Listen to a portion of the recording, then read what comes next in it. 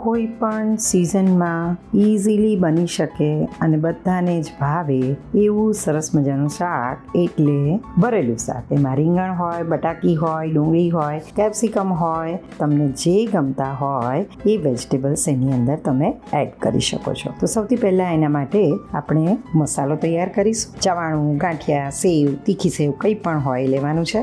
શિંગદાણા લેવાના છે, તલ લેવાના છે અને એને આ રીતે પલ્સ મોડ ઉપર ક્રશ કરી લઈશું. એની અંદર રૂટીન મસાલા જેમ કે હળદર, થોડું આગળ પડતું એવું મરચું, આગળ પડતા ધાણા જીરું, 1 ટેબલસ્પૂન જેટલી શુગર, 2 ટેબલસ્પૂન જેટલી કોથમીર અને સ્વાદ પ્રમાણે મીઠું ઉમેરીશું. થોડો લીંબુનો રસ એની અંદર એડ કરીશું.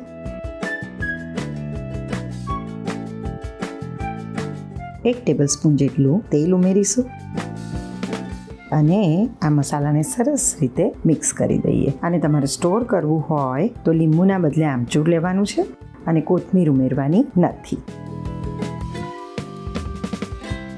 હવે નાની નાની બટાકી, નાની ડુંગળી, નાના રવૈયા આ બધું લઈ અને ધોઈ, લૂછી અને આ રીતે કટ કરી એની અંદર સરસ રીતે પ્રેસ કરીને આ મસાલો ભરી લેવાનો છે. 8 થી 10 મિનિટનો ટાઈમ જોઈશે, પણ પેશન્સ રાખી અને સરસ રીતે આને મસાલો અંદર ભરી દેવાનો છે.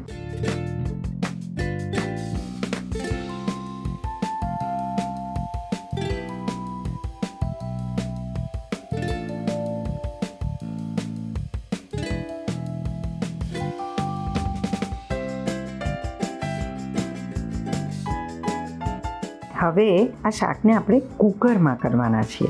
એના માટે 1/4 કપ જેટલું તેલ લઈશું.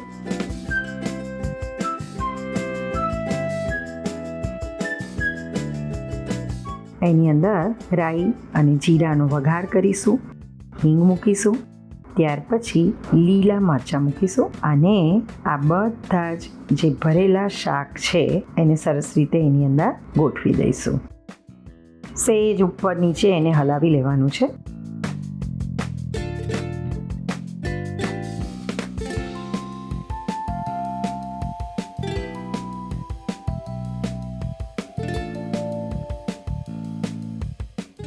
કુકરમાં મૂકીએ એટલે થોડું પાણી તો એડ કરવું જ પડે. 3 થી 4 ટેબલસ્પૂન જેટલું પાણી એડ કરીશું. વધેલો મસાલો આ રીતે સ્પ્રિંકલ કરી ઉપર થોડી કોથમીર મૂકી હલાવ્યા વગર જ કુકરને બંધ કરી અને 2 વિસલ સુધી પ્રેશર કૂક કરીશું. 5 મિનિટ એને ઠંડુ થવા દઈએ અને ખોલીશું. સરસ મજાનું ટેસ્ટી, ઇઝી અને ઓલ સિઝનમાં ખાઈ શકાય એવું ભરેલું શાક તૈયાર છે. તો ચોક્કસ બનાવજો, બધાને ભાવશે. આઈ એમ ડેમ શ્યોર. આને તમે ભાખરી રોટલી સાથે, દાળ ભાત સાથે, ખીચડી સાથે, કઢી ભાત સાથે કોઈ પણ કોમ્બિનેશનમાં સર્વ કરી શકો છો.